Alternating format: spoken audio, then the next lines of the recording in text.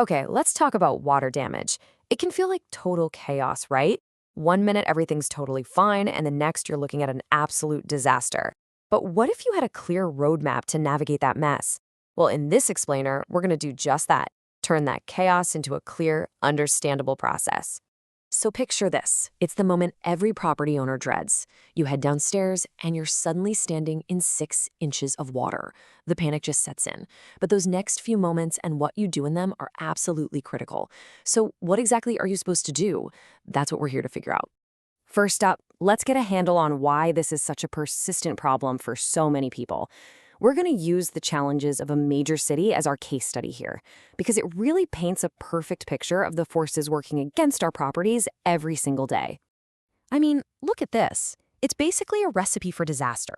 You've got these brutal freeze-thaw cycles that just torture plumbing. Then there's the aging city infrastructure. We're talking sewer systems that are often over a century old.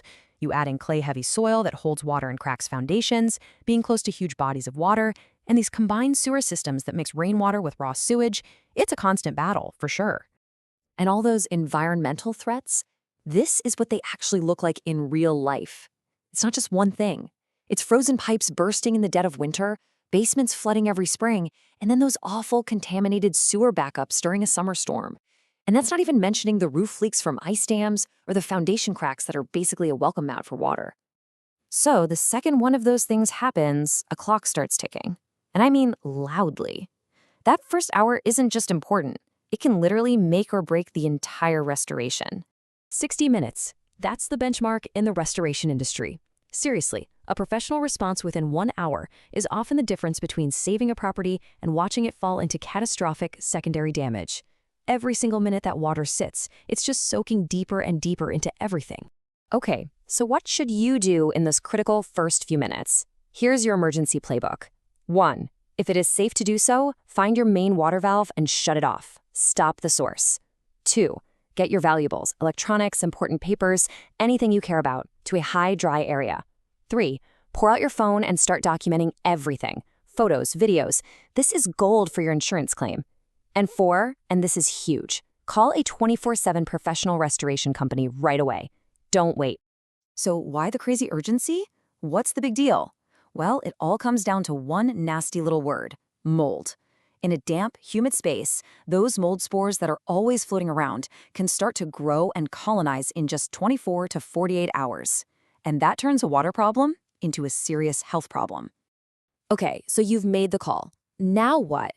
Let's pull back the curtain and see how the professionals take over, using a very systematic, very scientific approach to turn that disaster zone back into your home.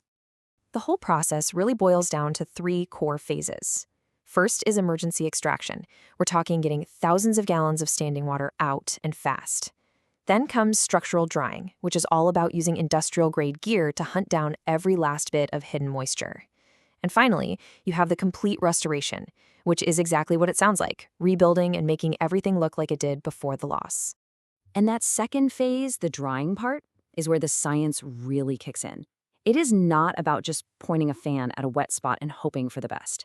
As this quote says, it's all about strict monitoring, not guesswork.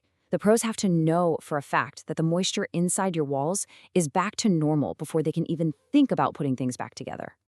And to do that, they bring in some serious hardware. We're talking huge truck-mounted pumps to get the water out. Then they use thermal imaging cameras, which are like X-ray vision for finding moisture hidden in walls.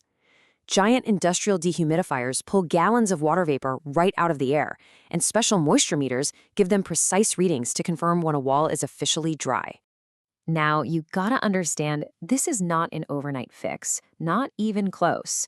A typical drying job can take anywhere from 3 to 7 days, sometimes longer. Day 1 is all about getting the water out and setting up the equipment. The next few days are for daily check-ins, monitoring the progress, and making adjustments. Only after they get those final, verified dry readings can the team really move on. Okay, this next part is so important, and it's something most people just don't know. Not all water is created equal. Where the water came from completely dictates the entire cleanup plan, from the safety gear to the techniques they use. And professionals have a specific system for classifying it. And that system comes from this organization, the IICRC, That stands for the Institute of Inspection, Cleaning, and Restoration Certification. Think of them as the ones who write the rule book. They're a nonprofit that sets the global standards for the whole industry. So when someone is IICRC certified, it means they know their stuff. And here's how they break it down. It's pretty simple, actually. You've got Category 1, which is clean water from something like a burst pipe, not a big health risk. Then there's Category 2, gray water, which is a bit contaminated. Think a dishwasher overflow. But Category 3, black water, is the really bad stuff. This is grossly contaminated water from a sewage backup or a river flooding, and it's a serious health hazard that requires a whole different level of response. Right. Now let's talk about the question that's on everyone's mind once the immediate crisis is handled. What is all of this going to cost, and who is going to pay for it? Well, there's no easy answer here, no single price tag. The final cost really depends on a few key things. The category of water is a huge one. That Category 3 cleanup is way more expensive. Then you have the size of the area, the kinds of materials that got wet, how long the drying takes, and of course, whether you now need mold remediation. All of that adds up. And when it comes to insurance, this is where you have to read the fine print. Your standard homeowner's policy is designed to cover things that are sudden and accidental, like a pipe that bursts, a washer that malfunctions, or a storm that smacks your roof. What it usually does not cover are gradual problems, like a slow leak you ignored or foundation seepage. And get this, overland flooding and even a sewer backup almost always require a separate policy or a special add-on. So the professionals pack up their gear, your property is totally restored, and the process is over, right? Well, not quite. The real final step is asking this question. Because, restoring the damage is one thing, but understanding why it happened in the first place and then taking steps to prevent it from ever happening again, that's what truly secures your property for the future.